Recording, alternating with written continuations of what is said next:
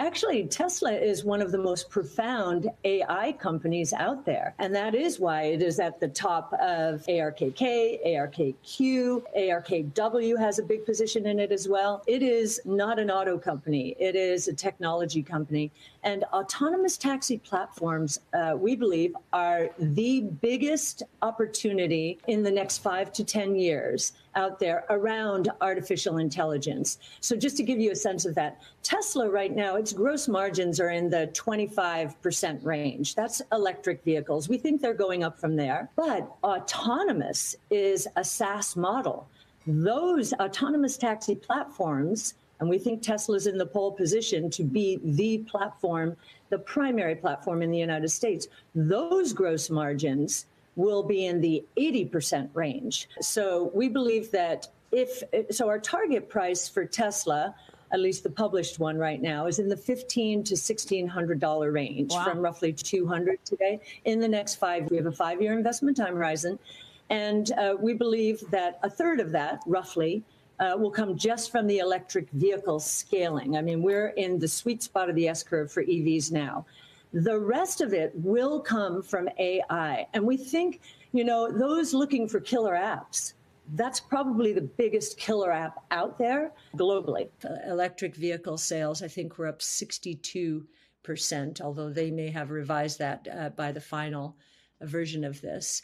And we go into the Wright's Law and how it's impacting batteries and drivetrains. And, we show that EVs have hit price parity with gas-powered vehicles, and now they're about to go into another accelerated decline in price as gas-powered vehicles just will not be able to compete. So we do think that gas-powered vehicles are serious risk here. And we get into autonomous ride-hail, and we believe that Tesla's in the pole position there, certainly in the United States. But we also highlight once again how global oil demand is at risk because of electric and autonomous. And we would not be surprised by the year 2035 to see oil demand down 30% from where it is today. And even by 2030, by 5% or 5 million barrels per day lower than it is today.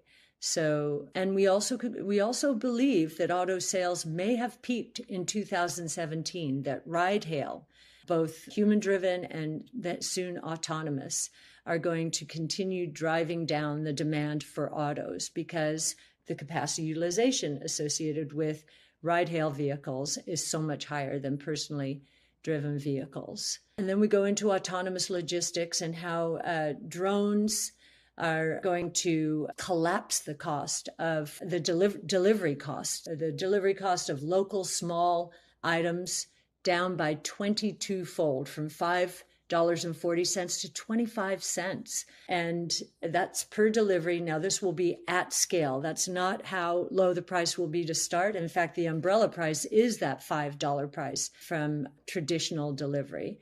But over time, competition will drive that price down to 25 cents. A couple of things are going on. Many of these technology companies had to gear up to handle COVID.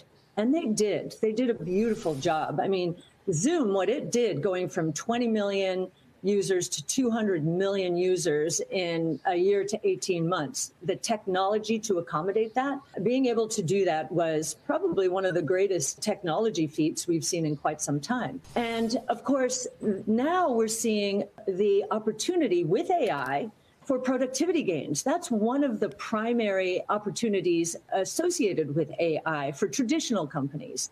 And so we think companies need to increase their productivity, and maybe they went a little bit too far hiring as they were trying to address all the needs that COVID presented. So we don't think this is the technology sector, in some kind of disarray or sunsetting in some way. Quite the opposite. We think they're harnessing new AI tools and other technologies to increase productivity and provide new products and services. We have launched in partnership with Titan, the ARK Venture Fund. Titan is it's a social distribution app, again, stirring up a little bit of change in the VC world For a minimum of $500, an individual can have access to some of the most, what we believe are the most important emerging companies in the world. You can find them in our ARK Venture Fund, both on our site at ARK-Funds and on Titan, of course. And so $500 minimum, quarterly liquidity up to 5% NAV.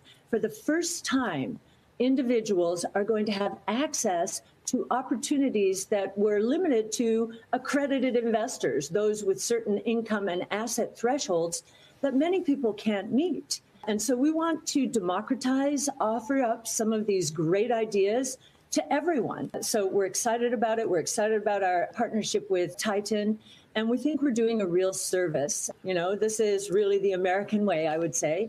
And then the other thing we're doing is we've launched in partnership with Eaglebrook 2 SMAs, one a cryptocurrency SMA, separately managed account, and another a crypto asset, because we believe this new asset class is going to be incredibly important in terms of transforming the world, but also diversifying portfolios. As I mentioned, I think the bond market is seeing something a little different from what the Fed and maybe what we're seeing from food prices and so forth.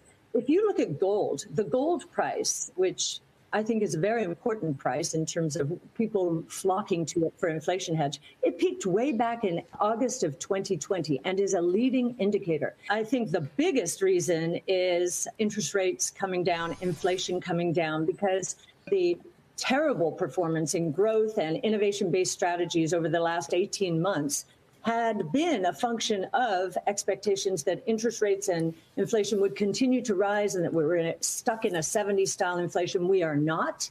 I think the bond market is beginning to lead the Fed.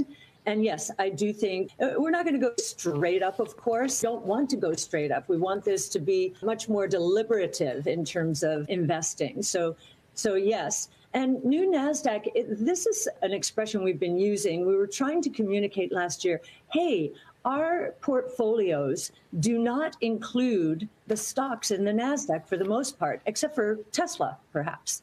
And, you know, the world is changing incredibly quickly here. And we're seeing this with AI, of course, all of the news around ChatGPT that's captured the public's imagination, captured business imagination. It's happening very quickly. And our portfolios are very focused on the future. The NASDAQ and other broad-based benchmarks are much more traditional. They are really the names at the top of those portfolios are the companies that have really done incredibly well over the years. But we think many of them will be disrupted. And we're seeing already questions about Google and search, and could Microsoft Bing disrupt Google? This was the former disruptor when it came to advertising and media.